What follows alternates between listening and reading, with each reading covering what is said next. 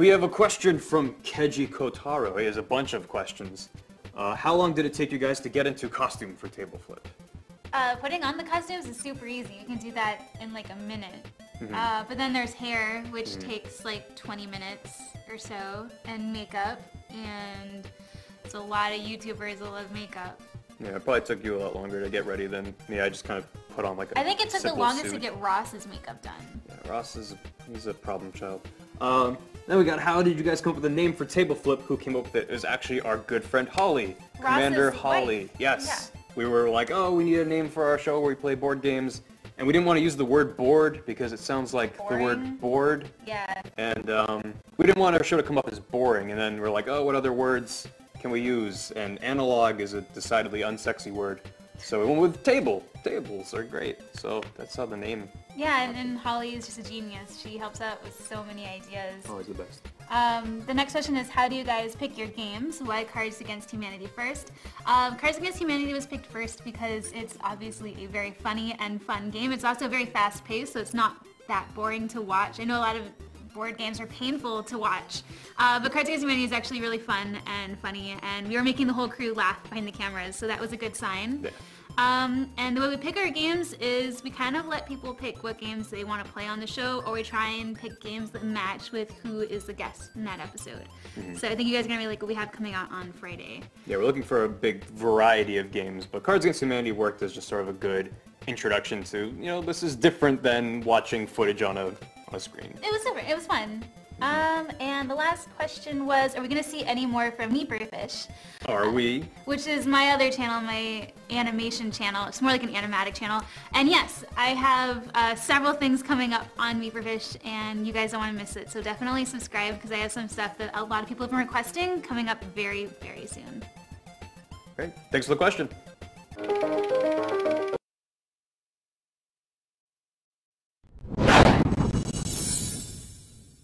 Alright, so our next question is from Mr. Helix, and he asks, how much behind the scenes work does Suzy do for Game Grumps? And did you ever think it would get as big as it did? So I do a fair amount of behind the scenes stuff for Game Grumps. A lot of stuff that people probably wouldn't even think needs to be done. It's a constant job. I do a lot of scheduling and almost like secretarial work, but like with an edge.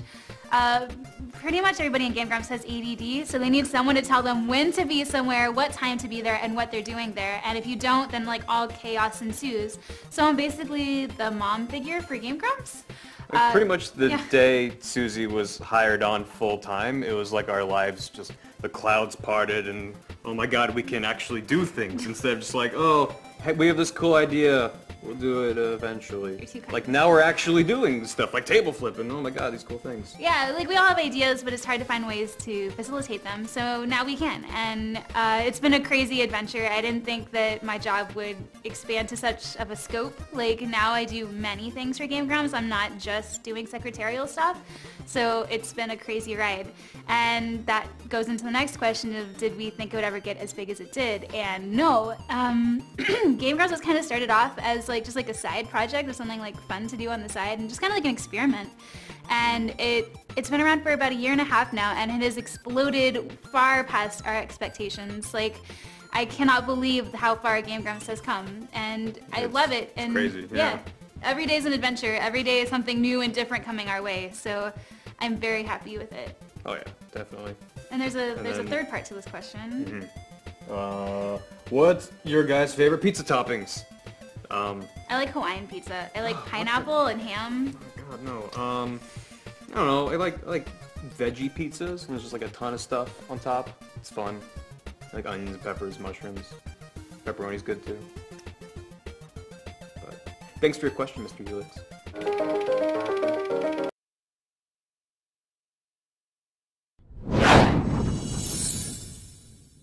Our next question is from 808s and Throwaway. And he or she asks, how often will Table Flip be uploaded? Well, we have 3-ish series of different games that we recorded that are going to be coming out within the next week to 2 weeks or so. Yeah, so one a week. I believe the next one goes up on Friday. So you guys can look forward to seeing it on Polaris.go then. And we're super excited. Polarisgo.com. Yeah. Yes.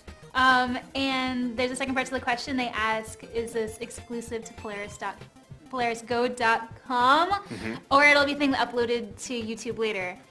And it will go up onto YouTube eventually. Yeah. For the time being, it's going to be on the Polaris website. At some point in the future, it will be on YouTube. So if that floats your boat, then you get that too. So yay. Yay! But you can see them right now on Polaris, so it's awesome. I recommend checking it out there. It's pretty cool. Thanks.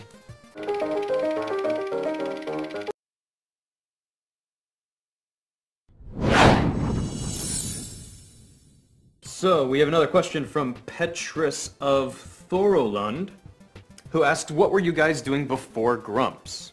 Would you like to go first? Before Game Grumps, I worked mostly like weird retail jobs, which comes into play with Meat for Fish. It's all cartoons about my adventures working in retail and how terrible it is.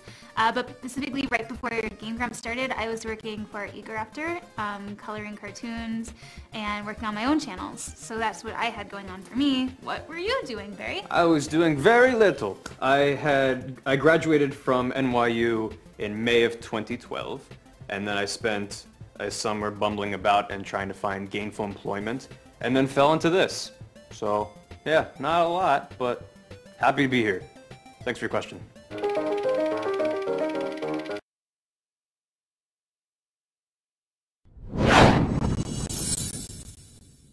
Alright, so our next question is from Hoggy110, and they asked questions for both of us. The first question is the question for both, and it says, who do you want to star most on Table Flip? Right. And I think my dream guest on Table Flip was Corey Spaz Kid and Stamper, and we actually got them on the show, and that's a future episode we have coming up. But I'm so excited. You guys are gonna love them. They're my favorite YouTubers, right next to Oni and G and Psychic Pebble. So they're also on the dream list. I would love to get them on the show. Yeah.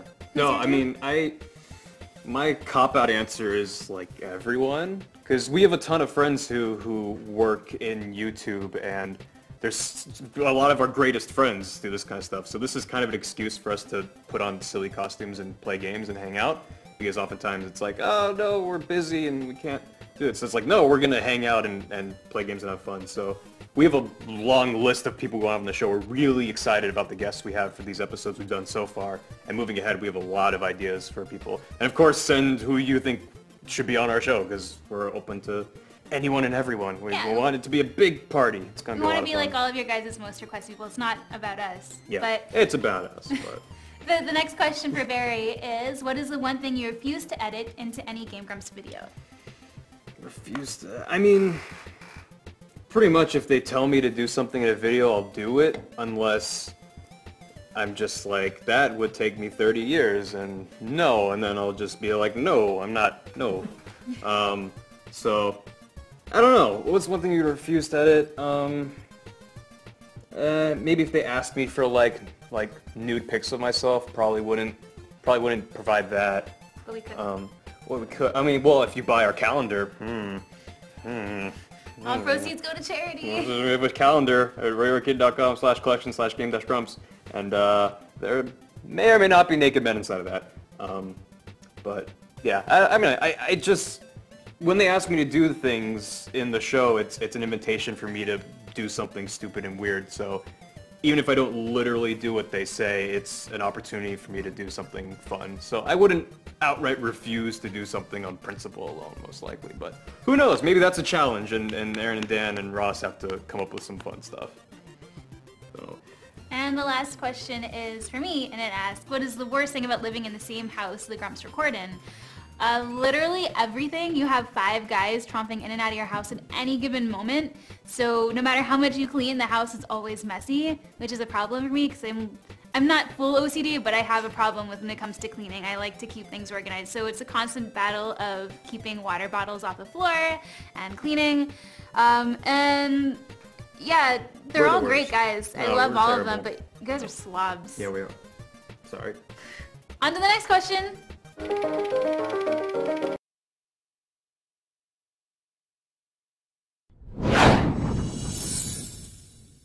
Alright, so we have another question. This time it's from Nintendo Throwaway, and they ask, how did we meet Dan? And that's Danny Sexbang of Ninja Sex Party. He's also one of the co-hosts on Game Grumps. And I met Dan... Oh, and Steam Train. I met Dan when I was working with Aaron and we were making the Dinosaur Laser Fight video, and I actually did all of the coloring in Dinosaur Laser Fight, and I got to meet Dan through that. And it was super fun, and it was a fun project. Dan was like a lot of fun to work with, a big personality then, and I feel like he's really grown into his own now. Like, he's so much funnier now. I mean, he's always been funny, but when did you meet Dan? I met Dan last Halloween at a Halloween party at your place, actually. That was my first encounter with Dan, and I had been a fan of Ninja Sex Party since Dinosaur Laser Fight. I first saw that, and it blew my mind, and I got really into Ninja Sex Party. So it was really cool to meet Dan, and he was a super chill guy, and now we work together and live together and sleep together, and it's great. It's great. It's great. I love Dan. He's a great guy. We love Dan. He's super swell. Thanks for the question.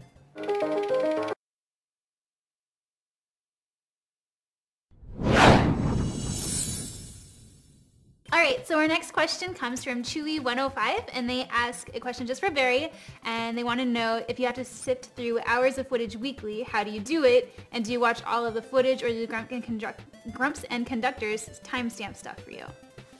Thanks for the question, Chewy. Chewy105, I should say. Yes, I do sift through hours of footage weekly. We do have a timestamp system in place where they write down basically when they think the episodes should start and end, so they have an idea when they're recording episodes of how much time they're spending. And then I can go through the footage and look at, okay, they said this episode starts at 1 hour 9 minutes and then ends at 1 hour 20 minutes. I can go in there and find where it starts and ends. But if you watch the show, you know that I often include a lot of sort of extra stuff because they're funny guys even when they're not, you know, actually performing as they do on the show. So they will just be futzing about and trying to get to where the next episode should start, and they'll do some really funny things. So I am still keeping track of what they've done, even if it's outside of what they're like, this is the episode. I'm still sort of watching everything, and it takes a lot of time, you know, but I do it for you guys. It's all for you guys. And yeah, I watch all the footage. How do I do it? Patience. It takes a lot of patience, especially with Steam Train, because Ross likes to really, you know, take his time sometimes getting going. It's a lot of fun. But Patience thank you for the question. And a lot of eye drops. A lot of eye drops, a lot of tears, just in general. But Tears are the best lubricant. thanks, Joey.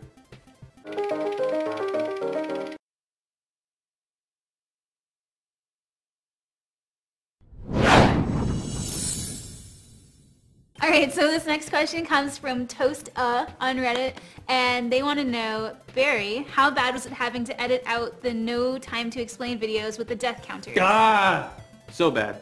No, it was fun. I mean, I'm glad it happened because it makes it enjoyable to watch, but my god, I mean, when you're watching it and you're just watching Ross die over and over and over again, it's a harrowing experience in and of itself. It really, you know, leaves you shaken to your core. For me, though, I had to experience every individual death frame by frame as it happened. So it took some doing. Not the biggest fan of death counters, as you might assume based off of that experience, because he ended up dying 800 some odd times, I believe, by the end of that game, and I had to count every single one as it happened in real time. So it was a good time. Oh, they have a second part of their question, and they want to know why my wins were edited out again of the Cards Against Humanity game. And it just kind of happened that they happened to all be my wins. It was edited down for time constraints because if we were to put up the entire game of Cards Against Humanity, it would have been like a 2-hour-long game, and we kind of wanted to make it more manageable, more watchable for you guys. So we cut it down to just 3 like 15-minute long episodes, and it just happened to cut out my wins. Right. There was no other shenanigans going on at play. I mean, maybe my answers were the most racist out of anybody's and most terrible out of anybody's, and that's why they were blocked out. But very racist. You guys will never know. You'll just have to speculate. But we have been listening to your feedback in regards to skipping portions of the game, and we're gonna look into keeping as much intact as possible while still trying to keep it a dense, exciting experience. So we're going to be doing more things in the future to keep it moving. I didn't think that anyone would care that much, but it was kind of a big backlash. So we'll make sure to let you guys know next time when we skip ahead. Yeah, we're literally working on future episodes of Table Flip as we speak, so your feedback is very important to us. So. Thanks for your question, Toasta. Toasta. Like Toasta. Toasta. Toasta. Toast. He's got a toaster for his toast. Thanks.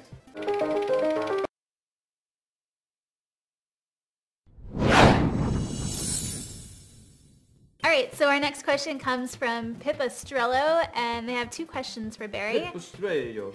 The first question is, how long does it take on average for you to edit a Game Grumps video? The average would probably be as long as the episode itself. That's if there's no, any extra work to be done with the episode itself. That number will go up for every extra thing that I have to do on it. If it's a new series, I have to make the thumbnail for it and all that kind of stuff. So it can really range from 10 minutes, like watching an episode and then rendering out. And of course there's time for render and upload. You just asked for about editing. So just the time it takes to watch it, up to literally hours for maybe like a no time to explain where I'm going almost frame by frame through the entire video and adding everything up. So it's a really wide margin, but average probably like 20 minutes. So like time to watch it and then maybe a couple extra little bits, but yeah. And then there was a part 2 of the question, do you edit anything else outside of Game Grumps? Kind of. I've been working on something really exciting that is not Game Grumps, but I can't really talk about it yet. But it's going to hopefully come out really soon, and I'm really excited. It's going to be great. Oh, it's going to be so much fun. So, thanks for your question. Strello, this is Strello. I hope you're Italian. Or not, because that's very racist of me.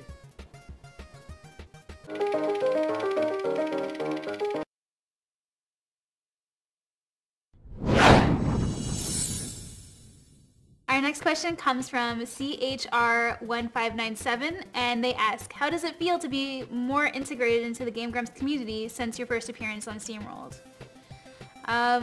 It's kind of weird because like I saw what like the fan base did when they started following like Egoraptor, and then they started following Aaron when he became like, you know, the big Game Grumps personality. So I kind of knew like what to expect, but I wasn't expecting the overpouring love from the fan base. Like you guys are all so positive and truly live up to the name Lovelies.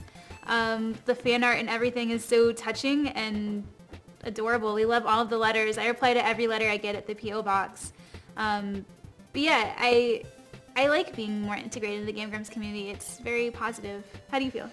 Yeah, it's been very interesting for me as well, because I mean I was hired on to be an editor, which is not a public job like the way being a personality is. So even before I spoke or showed my face or anything, it was very strange to see all of this attention come my way for the work that I did.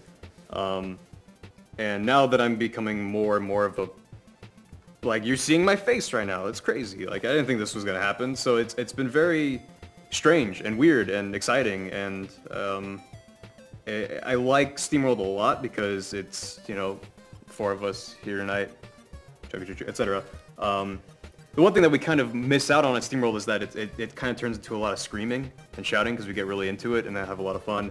And I know a lot of what people like from Game Grumps and Steam Train is the kind of storytelling, slower paced stuff, so we want to figure out a way that we can sort of appeal to both ends of the spectrum. But it's been a lot of fun. We have a lot of really cool stuff coming out soon. And it's been a wild ride. Here's to 2014. A lot more content coming your guys' way. Yeah. Can't wait to share. So excited. It's gonna be good.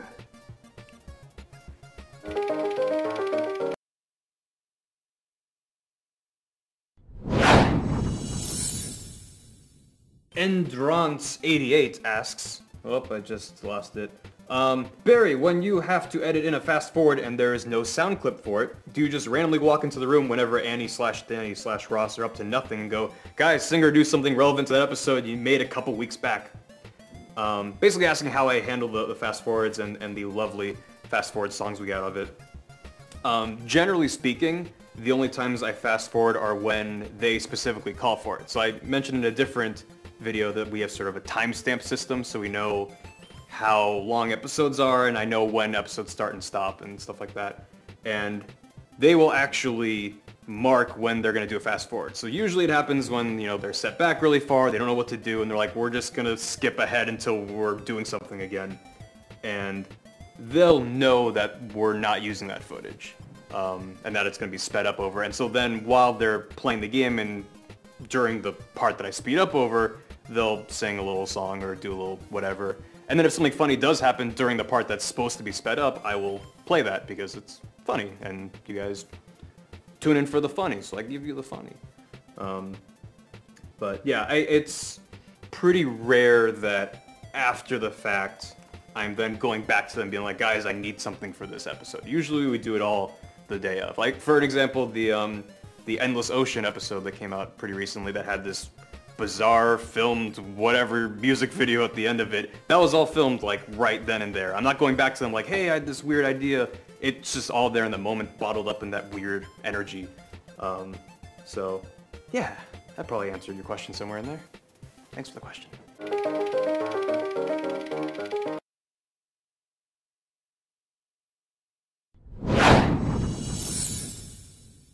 Okie dokie, StaceyW_ asks, what was the reasoning behind creating the 18th century-ish theme for Table Flip? Suzy? Okay, so when I originally pitched the idea of Table Flip to Aaron, I told him I basically wanted to do a board game show with Barry, but we would have a revolving cast, kind of similar to a Victorian dinner show, where basically in Victorian times people would have different guests over to their house each night to evoke different types of dinner conversations so they would never be bored because they didn't really have TV or movies back then. So they would just invite like a stranger off the street mixed with like, you know, a plantation owner down the block. Like they try to get as many people as they can to have different views so they'd have different conversations, different arguments at dinner, things like that. And I kind of pitched that idea for Table Flip. I wanted to have different guests. I didn't really care where the setting was. I just wanted it to have that kind of feel to it. Right. But then Aaron pitched the idea to Polaris, and there was a bit lost in communication. And they actually took it literally. They actually thought we wanted to do it in Victorian times. So we were meeting with yeah. them to talk about how the show would work and what we were going to do with it. And they were like, okay, so we'll have costumes and a set, and you're going to be all... what? And we're like, what? And then it became... why the hell not? Yeah, why not? Like, it was gonna be just us, you know, hanging out like this, playing games, and it would have been really cool. But then we're like, okay, we can just do this in a setting, in a theme, for absolutely no reason. And it turned out awesome. I mean, is it in the distant future? Is it in the distant past? You can't really tell, can you? Yeah. I'm glad that you said 18th century-ish, because we don't actually know when it is. We make a point of not saying what time, era, zone it's in. So yeah, we don't know what time zone it is. It could be Greenwich Meridian time. It could be North Pole time. North Pole time. Mountain time. Mountain time. North Mountain time. But yep, thanks for your question.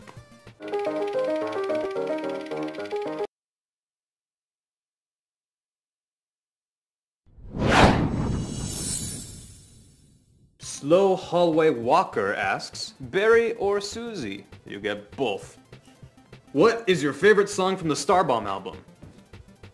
Oh gosh, where to start? I love Starbomb. I love them all. I've been listening to it in my car for probably a couple months, like in bits and pieces as it's been coming together, because I've just been sort of able to sit next to this thing while it develops, and it's been really cool as a you know, like an observer, I guess. It's hard not to sing the songs like in public because, you know, we're not supposed to like talk about them, but like they get stuck in your head so easily. We'd be singing them like in the car and out and about. But if I had to pick a favorite, I think it's without a doubt Crashervania. Definitely my favorite song. It's the catchiest. It's got that like Halloween Monster Bash theme to it. I really like that. So I think that one's my favorite. I go back and forth, but what's been my favorite the most is Regretroid. Something about the energy of that song is just so much fun. It feels like a roller coaster, and I don't know. If I listen to my favorites, it'd be half the album. So it's awesome, and we're so happy for Dan and Aaron and Brian for how well it's been doing. It's Proud of them. Yeah, it's been really They really worked fun. really hard on that album, and I'm so glad you guys have all enjoyed the response. So Yeah. And they're doing an AMA tomorrow. yeah. So oh my gosh, you can ask them all kinds of questions about Star Bomb and stars and bombs. Probably don't ask them questions about bombs. But ask some questions about Star Bomb tomorrow. Thanks for your question. Our next question comes from Jules Yax. Juziax. And Or Hulisiax. They ask, hi guys, love the new series. First I have a question for Suzy. Will you be doing any more DIY videos anytime soon? If you guys don't know, I just recently started a new video game themed DIY series on my channel Mortimer, and I did a really popular video on how to make a Zelda health screen corkboard, and it did really well, and I had no idea, so I did more DIY video game themed tutorials, and I had no idea everyone would like them so much, so I'm going to be doing more of them in the future. I just have to start coming up with more ideas for them. I'm in one of them. Yeah, Barry is in one. Barry Potter. Yeah. In a Harry Potter tutorial. Yeah. But then she asked a question for both of us, or he asked a question for both of us. What would be a game you could crush the others at on SteamWorld if you got the chance? Why don't you go first? If I could beat the guys in any game, and I would beat them at it, and I've been trying to get them to play it on the show, it would be Puzzle Fighter, which I dominate at, or Tetris Attack, because I'm really into puzzle games. Like, I'm a really fast, like, response thinker. I'm really good at those kinds of games. What would you do? I'm sorry to say I've been trying to think, and I don't really have a specific game in mind. I mean, I tend to be better at like the kind of like simpler 2D bounce around and killer people kind of games like Towerfall, even though I lost Towerfall by a lot. But those tend to be a lot more fun for me than something like Fortune Street that just kind of drives me insane. But I don't know. SteamWorld's a lot of fun. I'm glad that I've started losing some. None of it's intentional. It's all just as it happens. Too humble. Too humble. But no, because the internet thinks I'm some kind of god, and Hashtag humble brag. I'm I not. win too much. Thanks for the question.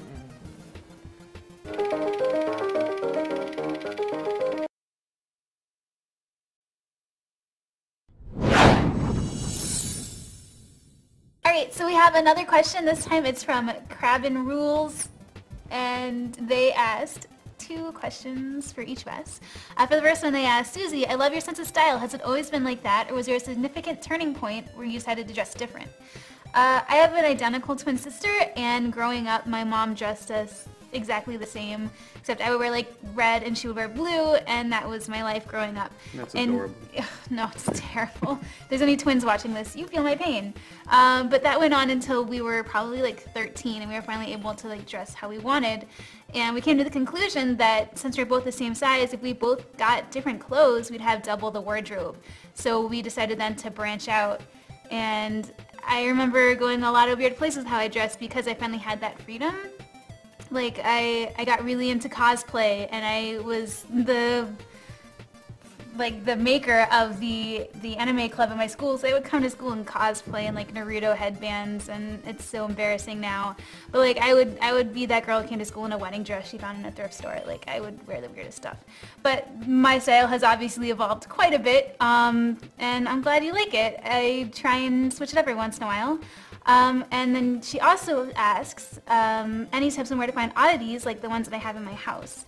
A lot of the oddities I have are things that I've collected from different sites and like Goodwill and places like that.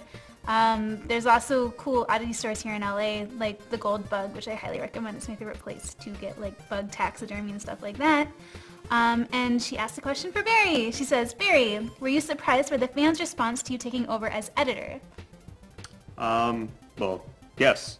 I mean, I didn't expect to be sitting here in like a year and a few months. I mean, because when I took on the job, it was as an editor, which is a largely invisible role.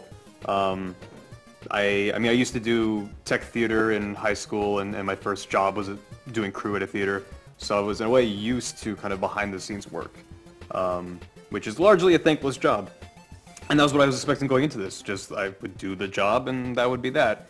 And then, you know, it's kind of overwhelming in a way that just the work that I did created this, you know, I don't know how to put it, but like people wanted more from me, and they wanted me to do more stuff and to be a bigger part of the show and the channel, which is incredibly moving because I mean I just sit at a desk and watch people play games and then add little like things flying around. It's not true. While Aaron may be in majority of the Game Grumps like videos, Barry is actually in every single one. So I think Barry appears in way more Grumps episodes than anyone else because you edit them all. Yeah, I mean I edit them, but I mean it's crazy to me because I'm where I am right now because of my work. I wasn't putting myself out there like that. I was just doing my job, I felt, and people wanted more from that and wanted to learn who I was, this guy behind it. So it's really touching in a way that like people cared about my work before they knew even who I was or even if I was a real person. So it's been really strange. You're too humble. But Crab and Rules also asks, do you ever plan to start your own YouTube channel and make your own videos? I don't have any plans right now. I mean, never say never. I do hope to do some sort of editing tutorials, show people how I do the things I do, because I learned everything that I know from tutorials. So, you know, give and receive, really cool. and yeah, it'd be a lot of fun. I don't have any free time at the moment to dedicate to that, so hopefully in the future I'll be able to. But in terms of like starting my own channel that I'm updating regularly, I don't have any plans to right now. Barry already has a YouTube channel, but there's nothing on it. You Yes. should find him and subscribe. Yeah, I have a couple hundred subscribers for literally no reason, so thank you if you're one of those. Thanks for the question, Crab and Rules.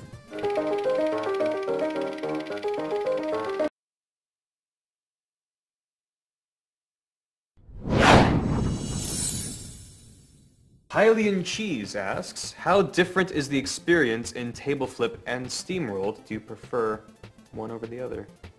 What do you think? Teamrolled? I mixed Table Flip and Steamrolled. Steamrolled is different in a lot of ways, I think, because we can just be more of ourselves, or in Table Flip we kind of try and be more hosts and personas.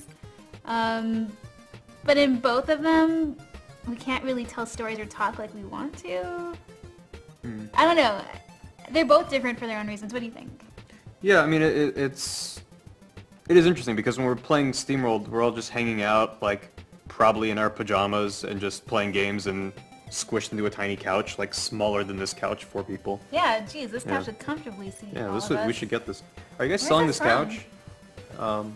couch? But Table Flip, you know, we're dressed up and there's lighting and, you know, 7 cameras set up all around us and this whole crew of people.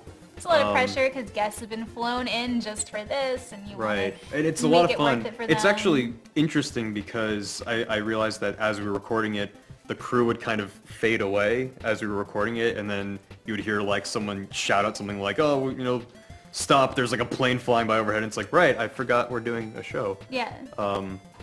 So they kind of both just become us hanging out in a way, but I don't know. They're both really fun for different reasons. Like, Yeah. like Table Flip is fun because it's this whole kind of production element to it, and Steamroll is fun because it's us hanging out. Also, there's a big difference because you have to care about how you look on Table Flip because it's like your guys' first chance to like see us all interact in person live, like. And when we're doing Steamrolled, it's literally like no makeup, like wearing glasses, no contacts, in our pajamas, Sitting like, in a fart cloud. sweaty because we're all in one room with the heat on, and it's terrible. Feverishly sweating. Yeah.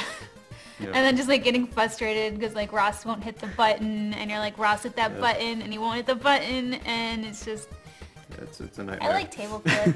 Yeah. You guys should watch it. First episode's out. Second one, Friday. Real soon. Real soon. Go watch it. Thanks for the question.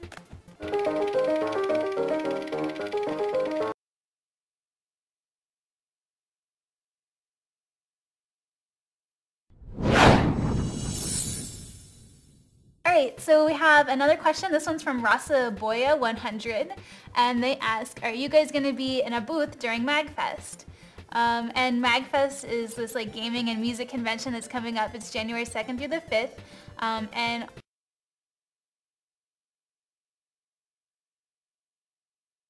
all of us are going to be there. We're going to have so much fun. I cannot wait to meet all of you guys. We're not going to be having a booth, but there is going to be a Game Grumps panel and Starbomb panels and I think like, a Steam Train panel. Yeah, Eager Raptor panels panel. everywhere. No booths, just lots of panels. Yeah, and there's going to be signing times, so you can come and get like autographs from like Aaron and Dan. Hang out. It's going to be so much fun. If you guys are going to be there, definitely say hi, and don't be shy, because we'd love to meet you guys. So thanks for the question, Rasa Boyo 100.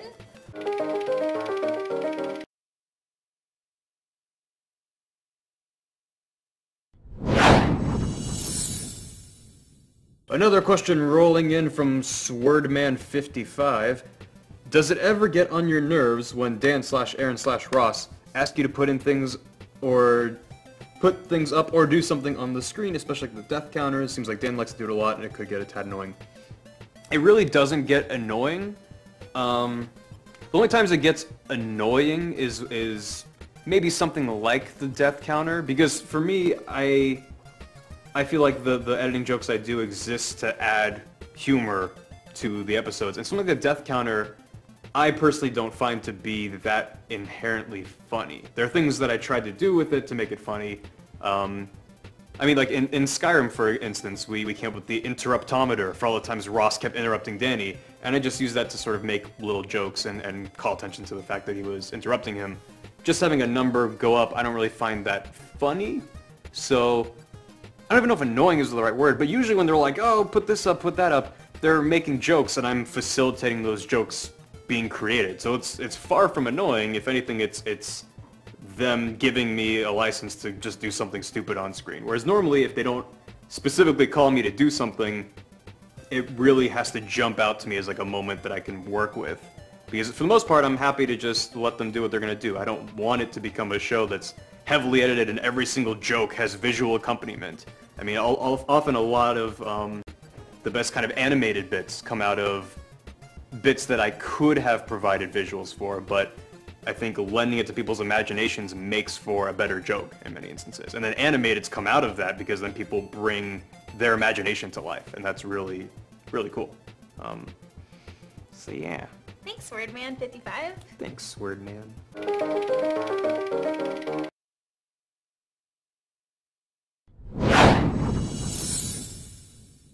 Alright, our next question is from the almighty Mexican, and they ask, how is Table Flip filmed? I imagine it isn't all one go as the camera teleports from one spot to another. Do you guys play the game with the same expressions as in the show, then repeat them with a desired angle? No, Table Flip is actually filmed with 7 cameras at one time. It's not one teleporting camera?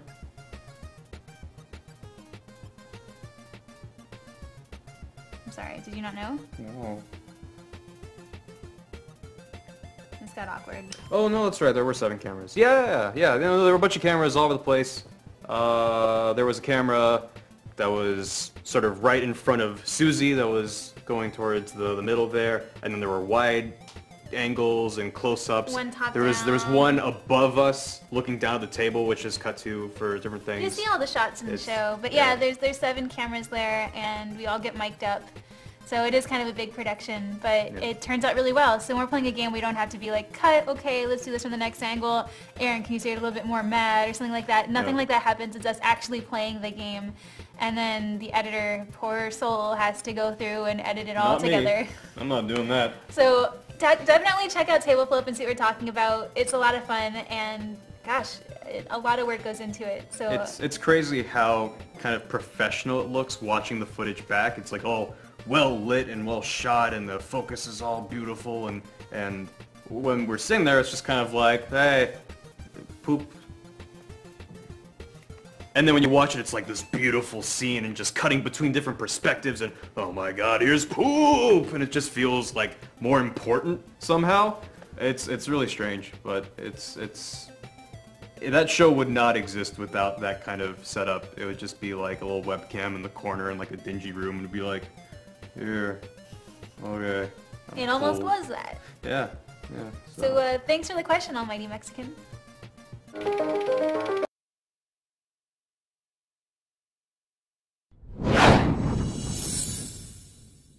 So our next question comes from Michael X. And he wants to know from both of us, what was our reaction when we noticed a table flip got such an amazing response from fans? And I'm happy about it. Who would be upset about it? I'm super glad that you guys enjoy it. I was kind of curious about whether you guys would like it or not because tabletop games can be painful to watch. Like I know there's a lot of board game shows out there that are really painful and difficult to enjoy, but we wanted to try and do something different that was more entertaining and had a little bit of an understory going on so it could catch your guys' attention. It's as much fun to make as it is to watch. So I'm really glad that you guys enjoy watching it because if you guys like it, be vocal about it, share it, and then we'll make more. Because if we don't hear anything and nobody says they like it, then we're not going to be able to make more episodes. But you guys have done a great job so far, like sharing it out with all your friends and everything, and I think we're going to be able to make more episodes. Yeah.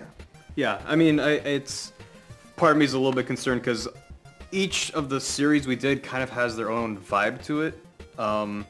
Like we kind of play with the fact that we're in this weird Victorian-ish setting and we're bruh bruh bruh. And so some of the series has us much more in character where we're like acting as if we're these old-timey people. And then some of these episodes we're just ourselves really in this bizarre environment. So I'm really curious moving forward to see how you guys respond to these different types of episodes, playing different kinds of games. Cards Against Humanity is a really light kind of, you're tossing cards around. Some of the games we played are much more intense, moving pieces, intricate rules. So we want to see moving forward, what works, what doesn't, and we're really curious to see what you guys think of it. So far we're overwhelmed by the response. It's been really, really great. We've been working really hard on it, so it means a lot. And Michael X also asks, Suzy, me, now that I'm official Grump, am I going to play the Lion King for Sega Genesis on the show? And for people who don't know, I am super obsessed with the Lion King, the game. I played it all the time as a kid. I know where all the secret levels are and everything like that. Super into it. I would love to play the game on Game Grumps and show you guys like my hidden savant talent with that. But unfortunately it doesn't really fit into any of the Game Grumps branding, so we're kind of having a difficult time figuring out where we could show it, because you can't do it on Steamrolled, can't do it on Game Grumps, can't do it on Table Flip. So if you guys want to see it bad enough, maybe someday we can sneak it in and make it like a special video, but you gotta be vocal about it, because we only do what you guys like, and if we don't hear from you, we're not gonna do it. But yeah, that's probably the one game that I am the best at. So thanks for asking.